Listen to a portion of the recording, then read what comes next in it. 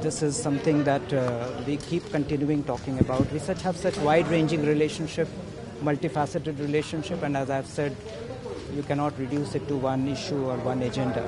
We are working across so many issues, and we really want to build a positive, stable, constructive relationship moving forward. There are so many things we are doing. There are so many interdependencies we have, and we want to build on those interdependencies to mutual benefit. And we will keep ensuring that our cooperation benefits our two peoples.